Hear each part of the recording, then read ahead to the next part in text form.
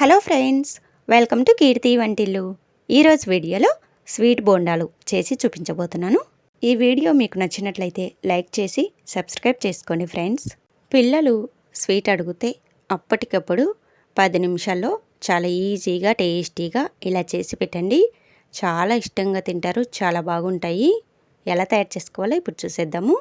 ముందుగా stove on చేసుకొని stove పైన గిన్నె పెట్టుకొని 1 కప్పు తురిమిన బెల్లం వేసుకోవాలి. సేమ్ కప్పుతో అరకప్పు నీళ్లు వేసుకొని బెల్లంని కరిగించుకోవాలి. పాకం రావాల్సిన అవసరం లేదు, బెల్లము కరిగితే సరిపోతుంది. బెల్లంని సన్నగా తురుముకొని వేసుకున్నారంటే తొందరగా కరుగుతుంది. బెల్లంని వడకలు లేకుండా ఇలా కరిగించుకున్న తర్వాత స్టవ్ ఆఫ్ చేసుకోండి. బెల్లం నీళ్ళని ఇలా వెడల్పుగా ఉన్న గిన్నెలోనికి వడకట్టుకోండి. ఈ బెల్లం నీళ్ళల్లో నలకలు ఏమైనా ఉంటే పోతాయి. ఇప్పుడు ఈ బెల్లం నీళ్ళని పూర్తిగా చల్లారి పెట్టుకోవాలి. బెల్లం నీళ్ళు పూర్తిగా చల్లారిన తర్వాత ఈ గిన్నె పైన ఒక జల్లెడ పెట్టుకొని 2 కప్పులు గోధుమ పిండి వేసుకోవాలి. ఇక్కడ నేను తెల్లటి గోధుమ పిండి తీసుకున్నాను. మీరు ఆశీర్వాద్ గోధుమ పిండి అయినా తీసుకోవచ్చు.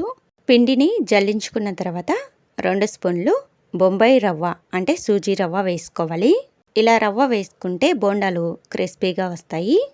1/2 టీ స్పూన్ యాలకుల పొడి, 1/2 టీ స్పూన్ బేకింగ్ పౌడర్ వేసుకోవాలి. బేకింగ్ పౌడర్ అంటే మనం కేకులో వేస్తాం కదా, ఆ పొడిని వేసుకోవాలి. పిండిలో ఇవన్నీ బాగా కలిసేలా కలుపుకోవాలి. 1 కప్పు బెల్లము, అరకప్పు నీళ్లు వేసుకున్నాం కదా, ఈ బెల్లం నీళ్ళకి 2 కప్పులు గోధుమ పిండి కరెక్ట్గా సరిపోతుంది. ఈ పిండి పైన 1/2 టీ స్పూన్ నెయ్యి వేసుకొని పిండి మొత్తానికి బాగా అప్లై చేసుకోవాలి. ఇలా నెయ్యి అప్లై చేసిన తర్వాత దీనిపైన మూత పెట్టుకొని 30 నిమిషాల పాటు పక్కకు పెట్టేసేయండి. మనం వేసుకున్న రవ్వ చక్కగా నానుతుంది. 30 నిమిషాల తర్వాత మూత తీసుకొని పిండిని మళ్ళీ ఒకసారి బాగా కలుపుకోవాలి. పిండి నానిన తర్వాత కూడా కొంచెం ఇలా మెత్తగా ఉండేలా చూసుకోవాలి, మరీ గట్టిగా ఉండకూడదు. కరెక్ట్గా ఇదే కొలతలతో చేశారంటే పిండిలో స్వీటు ఎక్కువ తక్కువ అవ్వడం కానీ, పిండి కలపడంలో లూజ్ అవ్వడం కానీ అసలు జరగదు. ఇప్పుడు నేను ఎలా చేస్తున్నానో సేమ్ అలానే వస్తాయి. పిండిని ఈ విధంగా కలిపిన తర్వాత ఈ పిండిలో నుంచి చిన్న నిమ్మకాయ సైజ్ అంతా పిండిని తీసుకొని రౌండ్గా చేసుకోవాలి. అంత పిండితో కూడా ఇలా చిన్న చిన్న ముద్దలాగా చేసుకోవాలి. ఇలా అన్నీ చేసుకున్న తర్వాత చాకు తీసుకొని ఇలా చిన్నగా వీడియోలో చూపించిన విధంగా ఘాట్లు పెట్టుకోండి. ఇలా ఘాట్లు పెట్టడం వలన బోండాలు ఫ్రై చేసుకున్నప్పుడు లోపలి వరకు బాగా ఫ్రై అవుతాయి. ఇలా అన్నిటికి కూడా ఘాట్లు పెట్టుకొని పక్కకు పెట్టుకోండి. ఇప్పుడు స్టవ్ ఆన్ చేసుకొని స్టవ్ పైన కడాయి పెట్టుకొని డీప్ ఫ్రైకి సరిపడినంత నూనె వేసుకొని వేడి చేసుకోవాలి. నూనెని మీడియం ఫ్లేమ్లో వేడి చేసుకోండి.